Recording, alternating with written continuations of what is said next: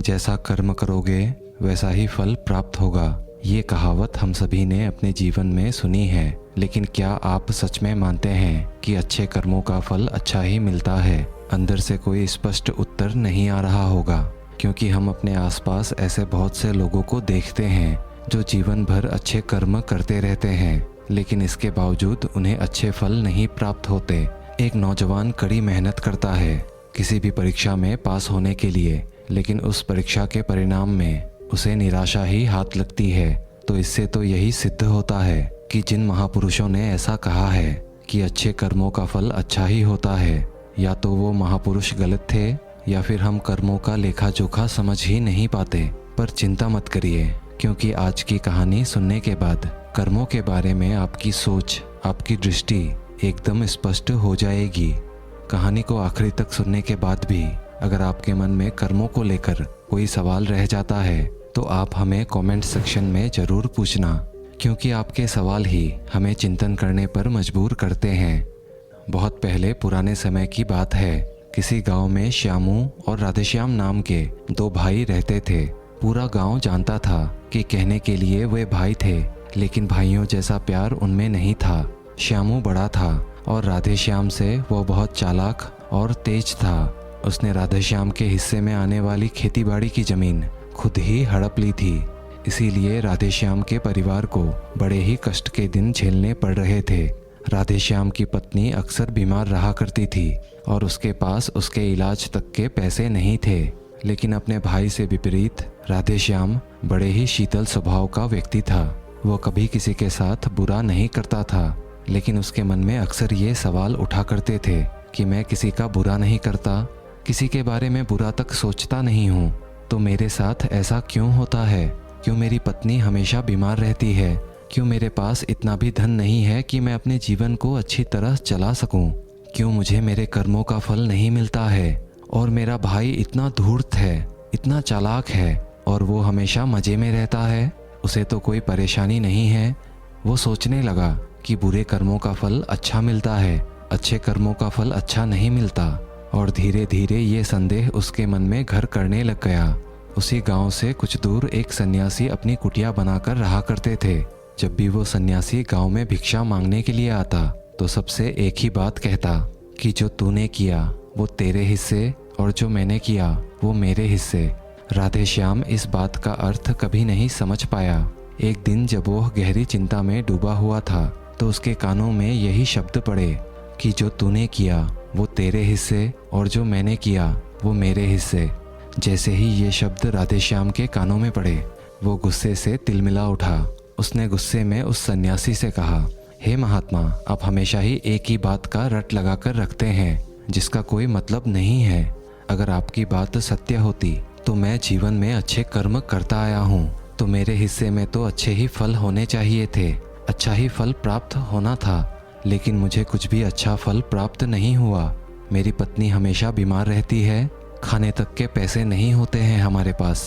सन्यासी ने बड़े ही शांत स्वर में कहा कि ऐसा प्रतीत होता है भंते कि तुम परिस्थितियों से हार मान चुके हो।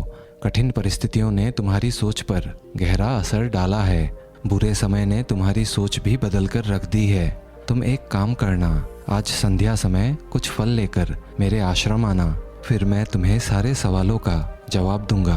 और ये कहकर वो सन्यासी अपना भिक्षा पात्र लेकर अगले घर की ओर निकल जाता है। संध्या के समय राधेश्याम ने कुछ फल खरीदे और गांव से दूर उस सन्यासी के आश्रम की ओर चल पड़ा। जैसे जैसे वो रास्ते पर आगे बढ़ रहा था, उसे अथाह शांति का अनुभव हो रहा था। क्योंकि रास्ता गांव से दूर था, इसीलिए उस रास्ते पर कोई भी हलचल नहीं थी। बस रास्ते में जगह जगह कुछ बंदर और लंगूर दिखाई दे रहे थे। राधेश्याम के मन में आया कि वो कुछ फल उन बंदरों और लंगूरों को खिला दे, लेकिन फिर उसने सोचा कि अगर मैं फल लेकर सन्यासी के पास नहीं गया तो मेरे सवालों के जवाब मुझे नहीं मिलेंगे। इसीलिए बंदरों से वो फल बचाता हुआ उस सन्यासी की कुटिया तक पहुंच गया। जैसे ही राधेश्याम उस कुटिया में पहुंचा, वैसे ही सन्यासी बोल पड़ा, अगर मन में था तो ये फल खिला क्यों नहीं दिए बंदरों को? ये सुनकर राधेश्याम आश्चर्यचकित रह गया। सन्यासी को कैसे पता चला कि उसके मन में बंदरों को फल खिलाने की इच्छा उठी थी? उसने पूछा कि महात्मन, आपको कैसे पता कि मैं बंदरों को फल खिलाना चाहता था। सन्यासी ने बड़े ही शांत स्वर में कहा कि जरूरी ये नहीं है कि मुझे कैसे पता चला। हम तो सन्यासी हैं, सबके मन की बात पढ़ लेते हैं। जरूरी ये बात समझना है कि जिस तरह एक बछड़ा हजारों गायों के बीच अपनी माँ को ढूंढ लेता है, उसी प्रकार कर्म अपने कर्ता को ढूंढ ही लेता है। ये कर्म मेरे हाथों ही होना लिखा था। और ये कहकर सन्यासी ने उसके हाथ से फल लिए और बंदरों को खिलाना शुरू कर दिया। राधेश्याम इस बात का मतलब नहीं समझ पाया, इसीलिए उसने उस सन्यासी से सवाल किया कि महात्मन, मैं आपकी बात का मतलब समझ नहीं पाया। कृपा करके मुझ अज्ञानी को इस बात को समझाने की अनुकंपा करे। सन्यासी ने बड़े ही शांत स्वर में कहना शुरू किया कि भंते, मनुष्य को हमेशा ही यही लगता है कि वही करने वाला है, वही करता है और वही कर्म करेगा। लेकिन समझने की बात ये होती है कि कर्म आपका खुद चुनाव करता है, आप कर्म का चुनाव नहीं करते। अगर आप किसी कर्म को करने के योग्य हैं तो हजारों लोगों के बीच में से कर्म आपको अपने आप ढूंढकर निकाल लेगा। इसीलिए योग्य बनने पर ध्यान दो, कर्म करने पर ध्यान मत दो। अगर तुम सिर्फ कर्म करने पर ध्यान दोगे तो कभी भी योग्य नहीं बन पाओगे। योग्य बनने के लिए जिन कर्मों की आवश्यकता होती है, पहले उन छोटे छोटे कर्मों को करना शुरू करो, और जब तुम योग्य बन जाओगे तो बड़ा कर्म, या कहें कि मुख्य कर्म, या फिर जिस कर्म के लिए तुम बने हुए हो, वो कर्म तुम्हारे पास खुद चलकर आएगा। उदाहरण के लिए तुम इन बंदरों को देखो। इन बंदरों ने छोटे छोटे कर्म करके इन पेड़ों पर चढ़ना सीखा, गुलाटियाँ लगाना सीखा, और इसी प्रकार छोटे छोटे कर्म करते हुए ये मुझ तक भी पहुँच गए। और मुझ तक पहुँचने के बाद इनके पास इनका खाना खुद ब खुद पहुँच गया। इसीलिए रोज़मर्रा की ज़िंदगी में छोटे छोटे कर्म करके अपने आप को योग्य बनाते जाओ, और जब तुम योग्य बन जाओगे तो अपने आप तुम्हें बड़ा लक्ष्य प्राप्त हो जाएगा। सन्यासी ने अगला कथन कहना शुरू किया, जो कि बहुत ही जरूरी था। ध्यान लगाकर सुनना। अगर तुम योग्य बनने के लिए कर्म नहीं करोगे तो दूसरे लोगों के कर्म भी तुम्हें प्रभावित करने लगेंगे। उदाहरण के लिए तुम्हारी पत्नी कई दिनों से बीमार है। तुम अक्सर यही सोचते हो कि मुझे किन कर्मों की सजा मिल रही है, लेकिन समझने की बात ये होती है कि तुम्हारी पत्नी बीमार अपने कर्मों के वजह से है, तुम्हारे कर्मों के वजह से नहीं है। तुम्हारे कर्म तो अच्छे हैं, लेकिन क्या पता तुम्हारी पत्नी के कर्म अतीत में अच्छे ना रहे हो, जिसकी वजह से वो बीमार हो गई हो, और तुम्हारी पत्नी के कर्मों के वजह से तुम्हें दुख झेलना पड़ रहा हो। और इसी प्रकार बहुत से मनुष्य अपने बच्चों के वजह से, अपने परिवार के वजह से, इन सब के वजह से खुद दुख झेल रहे होते हैं। लेकिन जरा सोचो, अगर तुम योग्य होते तो तुम अपनी पत्नी का खुद इलाज करवा पाते, उसकी बीमारी दूर करवा पाते। और क्या पता अगर तुम योग्य होते तो किसी दूसरी स्त्री के साथ तुम्हारा विवाह हुआ होता जो स्वस्थ होती। लेकिन तुम योग्य नहीं थे, इसीलिए तुम अपनी पत्नी के वजह से खुद दुख झेल रहे हो। अगर तुम योग्य बन जाओगे तो दूसरे लोगों के कर्म तुम्हें प्रभावित नहीं कर पाएंगे। सन्यासी ने राधेश्याम को चेतावनी देते हुए कहा कि याद रखना राधेश्याम, आपको वो नहीं मिलता जो आप चाहते हो, बल्कि वो मिलता है जिसके आप योग्य हो। इसीलिए अपनी योग्यता को बढ़ाने पर काम करो, उसके लिए कर्म करो। कर्मों का फल पाने के लिए कभी कर्म मत करो। राधेश्याम ने सन्यासी से हाथ जोड़कर एक सवाल पूछा कि महात्मन, मुझे ये बताने की अनुकंपा करे कि मैं अपनी योग्यता को किस प्रकार बढ़ा सकता हूँ ताकि मेरा मुख्य कर्म मुझे ढूंढ ही ले। सन्यासी ने बड़े ही शांत स्वर में कहना शुरू किया कि भंते, इसके लिए बड़े ही सरल सरल उपाय होते हैं। सबसे पहला उपाय है कर्म करके भूलते जाओ। तुम जो भी कर्म कर रहे हो अपने योग्य बनने के लिए, उस कर्म को करने के बाद भूल जाओ। ये मत सोचो कि उससे तुम्हें क्या प्राप्त हुआ। इसीलिए कहा जाता है कि कर्म करो, फल की चिंता मत करो। अगर तुम फल की चिंता करोगे तो वास्तविकता में तुम कर्म नहीं कर रहे होगे। अक्सर मनुष्य की पीड़ा का ये बहुत बड़ा कारण होता है।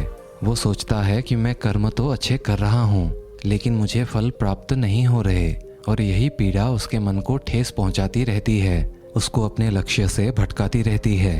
किसी कर्म को करने के बाद अपना आकलन जरूर करें, लेकिन फल की चिंता बिल्कुल ना करें।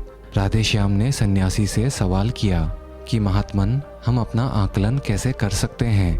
सन्यासी ने उत्तर दिया कि भंते, जब भी तुम कोई काम पूरा करते हो तो काम पूरा करने के बाद खुद से ये सवाल पूछो कि क्या इस काम को करते हुए तुम्हारा ध्यान इसी काम पर टिका हुआ था या तुम्हारा ध्यान कहीं और भटक रहा था। इस तरह तुम खुद का आकलन कर पाओगे कि तुम कितने ध्यान के साथ उस काम को कर रहे थे, और जितना ध्यान से तुम किसी कर्म को करोगे उतनी ही तुम्हारी योग्यता बढ़ती जाएगी।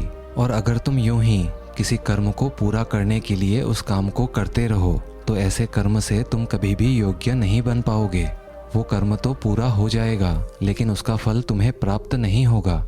इसीलिए अपना आकलन कुछ इस तरह करो कि तुम्हारा ध्यान उस कर्म पर टिका हुआ था या नहीं था, या तुम्हारे विचार तुम्हें कहीं भटका ले गए थे। और कोशिश करो कि तुम्हारे विचार अगली बार जब तुम ये कर्म करो तो उसी कर्म पर टिके रहें, इधर उधर दूसरी बातों में भटके ना। राधेश्याम ने सन्यासी से इस पर एक सवाल पूछा कि महात्मन, जब भी हम कोई कर्म करते हैं तो हमारा मन विचारों से ग्रस्त हो जाता है, वो तरह तरह की बातें सोचने लगता है, तो हम किस तरह अपने मन को एक ही कर्म पर टिकाकर रख सकते हैं? इसके लिए कोई उपाय बताएं। सन्यासी ने इसका उत्तर देते हुए कहना शुरू किया कि भंते, जब भी तुम कोई कर्म करते हो अपना पूरा भाव उस पे डाल देते हो तो तुम्हारे विचार उसी कर्म पर केंद्रित रह सकते हैं।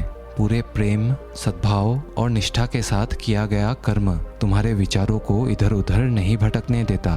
विचार तभी तुम्हें दूसरे दिशाओं में बहाकर ले जाते हैं जब तुम उस कर्म को पूरी निष्ठा के साथ नहीं करते, उसमें पूरा प्रेम नहीं डालते, उसमें पूरा भाव नहीं दिखाते। जब ये तीनों चीज़ें तुम उस कर्म में डालते हो तो स्वाभाविक रूप से तुम पूरी तरह उस कर्म में सम्मिलित हो जाते हो और तुम्हारा मन और मस्तिष्क एक ही जगह पर टिका रहता है।